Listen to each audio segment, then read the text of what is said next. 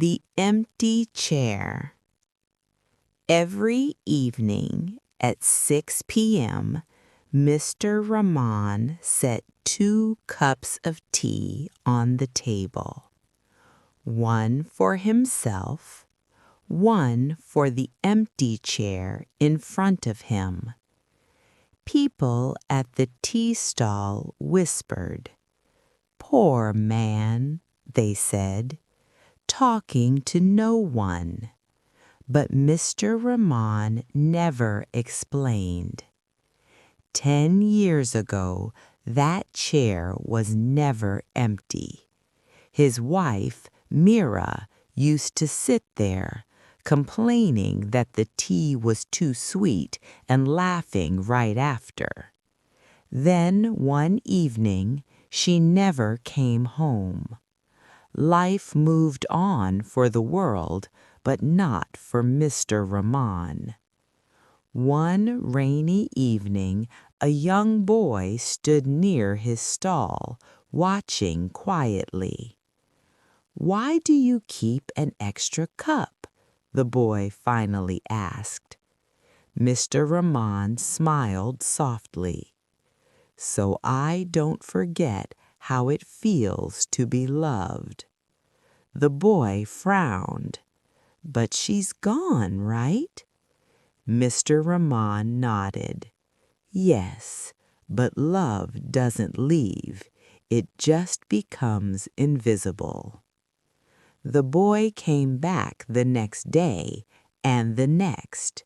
One day, Mr. Rahman placed 3 cups on the table. The boy looked confused. "My wife used to say," Mr. Rahman said, "love grows when it's shared." Years later, the tea stall was still there, but the empty chair was gone. In its place sat laughter, stories, and people who had nowhere else to belong.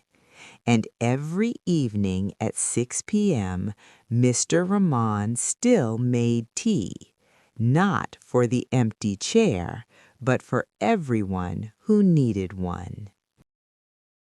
The Clockmaker's Secret. In the heart of a bustling old town, there lived a clockmaker named Elias.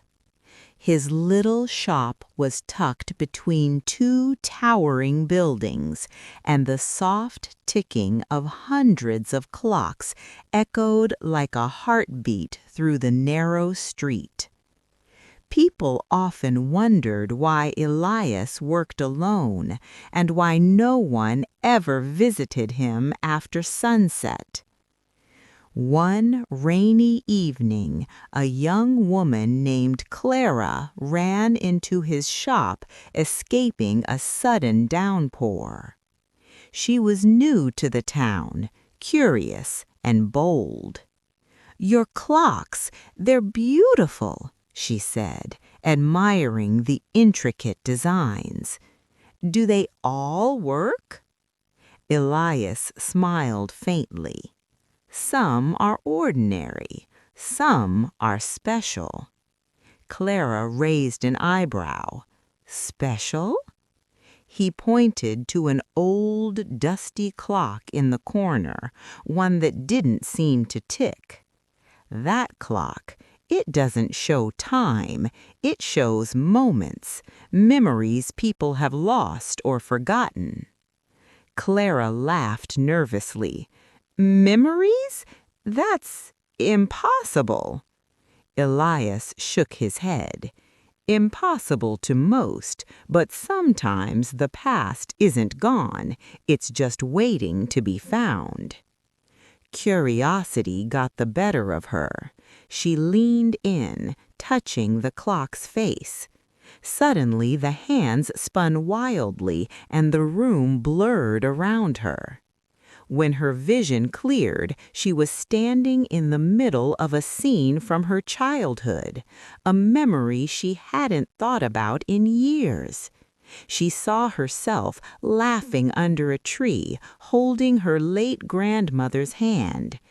Tears streamed down her face. Elias watched silently. The clock only shows what your heart needs to see. Sometimes it heals, sometimes it warns. Over the next few weeks, Clara visited the shop every evening. Each time, the clocks showed her memories she had long forgotten, or ones she had never lived. A forgotten friendship, a moment of bravery she had overlooked, and slowly she began to understand herself in ways she never had before. One night, as the town slept, Elias told her, "Every clock in this shop holds a secret, but there is one I cannot unlock. It belongs to someone who will find it only when they're ready." Clara's eyes widened. "Will I ever see it?" Elias smiled mysteriously. "Perhaps, but some secrets choose the right time, not the right person." Years later, long after Clara had moved on, the little shop remained. Some say if you step inside, you can hear the faint ticking of clocks, and maybe, just maybe, one clock will show you the memory you've been searching for all your life. Because some moments are too precious to be forgotten, and some secrets wait patiently for the right heart to discover them.